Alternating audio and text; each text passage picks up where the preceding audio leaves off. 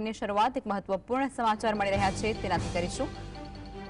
ભારતીય શેરબજારને લગતા સમાચાર। ભારતીય શેરબજારમાં સેન્સેક્સમાં ઉછાળો જોવા મળી રહ્યો છે। સેન્સેક્સમાં 1300 થી પણ વધુ પોઈન્ટનો ઉછાળો આજે સવારથી જ જોવા મળી રહ્યો છે। આ ઉપરાંત નિફ્ટીમાં પણ ઉછાળો જોવા મળ્યો છે। નિફ્ટીમાં 420 પોઈન્ટનો ઉછાળો જોવા મળ્યો છે। તે રોકાણકારો માટે આ સારા સંકેત કહી શકાય છે। સેન્સેક્સમાં 1.75% તો નિફ્ટીમાં 1.87%નો ઉછાળો આજરોજ નોંધાયો છે।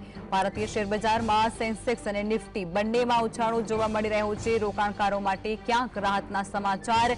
જે છેલ્લા કેટલાય દિવસોથી માર્કેટ ગગડી રહ્યું હતું, ઘટાડો તમામ શેર્સમાં થયો હતો, તે વચ્ચે હવે નિફ્ટી અને સેન્સેક્સમાં વધારો। સેન્સેક્સમાં 1300 તો નિફ્ટીમાં 420 પોઈન્ટનો ઉછાળો જોવા મળી રહ્યો છે। રોકાણકારો માટે સારા સમાચાર કહી શકાય છે। સેન્સેક્સમાં 1.75% તો નિફ્ટીમાં 1.87%નો ઉછાળો આજરોજ નોંધાયો છે। ભારતીય શેરબજારમાં સેન્સેક્સ અને નિફ્ટી બંનેમાં ઉછાળો જોવા મળી રહ્યો છે।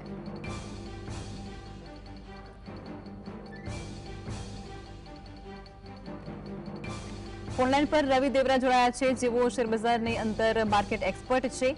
તો રવિભાઈ, જે પ્રમાણે આ સમાચાર સામે આવી રહ્યા છે, સેન્સેક્સ અને નિફ્ટી બંનેમાં ઉછાળો જોવા મળી રહ્યો છે, રોકાણકારો માટે ક્યાંક રાહતના સમાચાર છે, શું કહેશો? દર્શક છે આપણે ગઈકાલે માર્કેટ ક્લોઝ હતું, પરંતુ જે આગળના ઇંચના જે ન્યૂઝ હતા એ ડેફિનેટલી પોઝિટિવ હતા। આઈ થિંક કે જે રીતે સેન્ટિમેન્ટ સારા બનાતા 90 દિવસનો જે પોઝ લગાવ્યો છે યુએસ પ્રેસિડેન્ટે, સાથે ઓપ્ટિમિઝમ પણ છે કે જે 2 થી 3 કન્ટ્રી લાઈક ઇન્ડિયા, ઓસ્ટ્રેલિયા અને એમના જે ક્લોઝ અલાઇઝ છે યુકે, એ સાથે લોકો જલ્દીથી ટ્રેડ ડીલ સમરી કરશે। આઈ થિંક આ એક બેઝિક પોઝિટિવ ન્યૂઝ છે, જેના હિસાબે માર્કેટમાં એક સારો ઓપ્ટિમિઝમ છે। અને સાથે સાથે જોઈએ તો લાસ્ટ જ્યારે આપણે ટ્રેડિંગ કરી રહ્યા હતા ત્યારે રિઝર્વ બેન્કે પણ એક રેટ કટની એક ગિફ્ટ આપી હતી। આઈ થિંક એ બધાનું રિએક્શન આજે માર્કેટમાં અર્લી ટ્રેન્ડમાં જોવા મળી રહ્યું છે। હાલાકી જો ગઈકાલે ચાલુ તો આના કરતા બહુ મોટો ઉછાળો હોતે, પરંતુ જે ઓવરનાઇટ યુએસના માર્કેટમાં પ્રોફિટ બુકિંગ આવ્યું, એટલે જેટલો કાલે એક્સપેક્ટેડ હતો એટલો ઉછાળો નથી, but overall period of time મને એવું લાગી રહ્યું છે કે પાછું જે આજે દિવસ બંધ થતા પાછું માર્કેટ અહીંથી જે વધારો છે એક્સટેન્ડ કરી શકે છે।